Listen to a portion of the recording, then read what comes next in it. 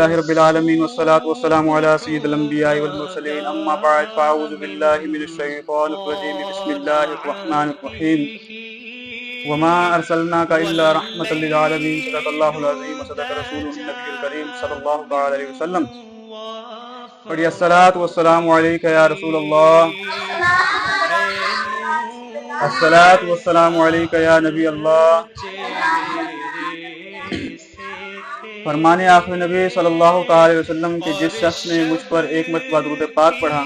رب تعالیٰ اس پر 10 رحمتیں نازل فرماتا ہے۔ صلو علی الحبیب۔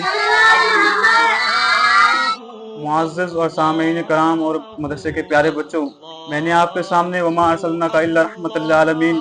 آیت مبارکہ پڑھی جو سورہ انبیاء کی ہیں،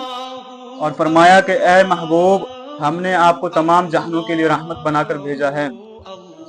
حضرات ایک بات یاد رکھیں کہ کوئی بھی نبی اور کوئی بھی رسول جو ہے وہ آتا ہے تو رحمت لے کر ہی آتا ہے، بغیر رحمت اور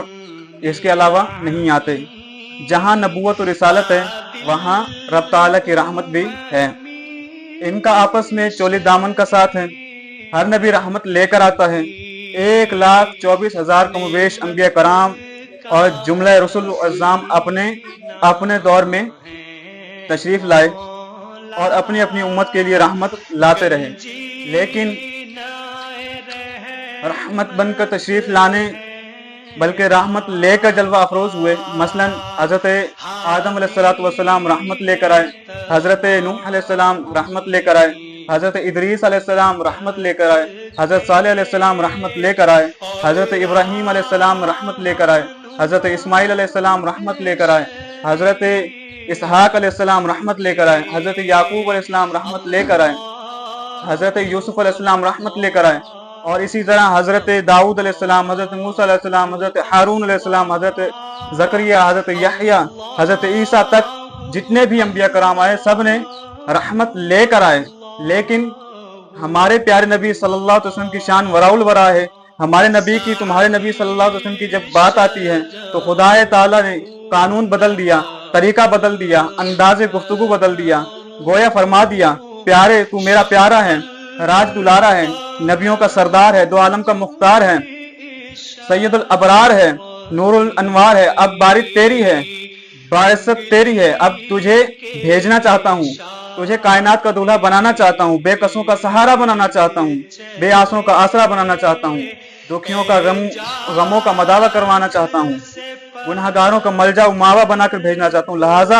اگر تجھے صرف رحمت بنا کر بھیجا گیا تجھ میں اور باقی جتنے انبیاء بھیجے ان میں کوئی فرق نہ رہا، کیونکہ باقی جتنے انبیاء آئے سب رحمت لے کر آئے، لیکن جب میرے نبی کی بات آئی تو رب تعالیٰ کا قرآن فرماتا ہے وما ارسلناک الا رحمۃ للعالمین کہ اے نبی ہم نے تمہیں تمام جہانوں کے لیے رحمت بنا کر بھیجا۔ رب تعالیٰ کا انبیاء کرام کو بھیجنا اور ان کے ساتھ رحمت خاص کرنا کہ یہ نبی آیا ہے تو رحمت رب تعالیٰ کے ساتھ لایا ہے، لیکن میرے اور آپ کے اور کائنات کے سب سے آخری اور سردار نبی صلی اللہ علیہ وسلم کی بات آئی تو ان کو خود ہی رحمت بنا کر بھیج دیا، جبکہ دوسرے نبی رحمت لے کر آئے، لیکن میرا نبی رحمت بن کر آیا۔ لیکن رحمت وہ مسلمانوں کے لیے تھی، انسانوں کے لیے تھی، گستاخ رسول کی رحمت نہیں تھی، منافقین کے لیے رحمت نہیں تھی۔ جو گستاخ ہوتا یا کوئی منافق ہوتا رحمت اس پر عمل نہیں کرتی بلکہ ان کو پوری پوری سزا دیتی ہے۔ آپ نے تاریخ پڑھی ہے یا سنی ہے تو کئی واقعات تاریخ سے بھرے پڑے ہیں۔ جب رحمت کی بات آئی، جب ناموس رسالت کی بات آئی تو حضرت ابوبکر صدیق ہوں یا کوئی دوسرے صحابی ہوں یا ابو دردہ ہوں یا کوئی بھی ہو،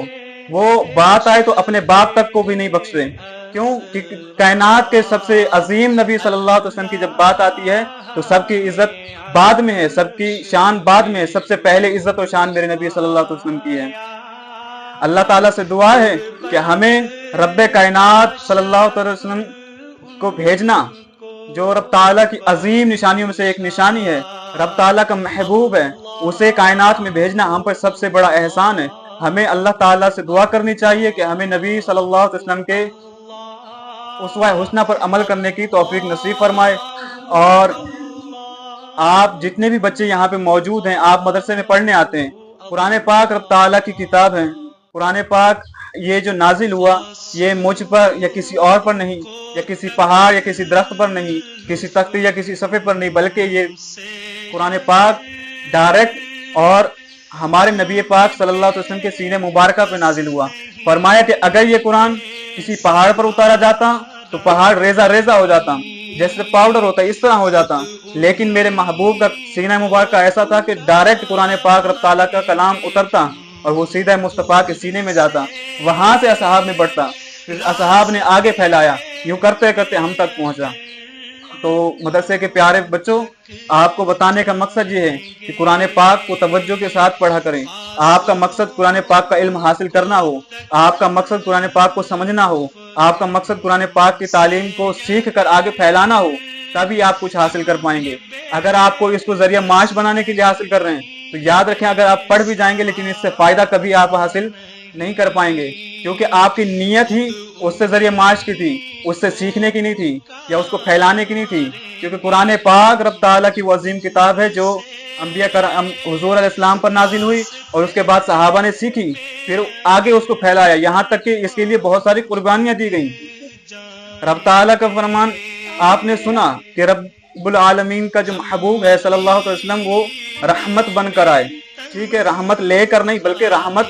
بن کر آئے۔ اسی لیے رب تعالیٰ کے اس محبوب صلی اللہ علیہ وسلم پر درود پاک کی کثرت کیا کریں تاکہ آپ کا دل منور ہو، آپ کے چہرے کا نور منور ہو۔ رب تعالیٰ سے دعا ہے کہ جتنا پڑھا سنا اس پر عمل کرنے کی توفیق نصیب فرمائے۔ صلو علی الحبیب۔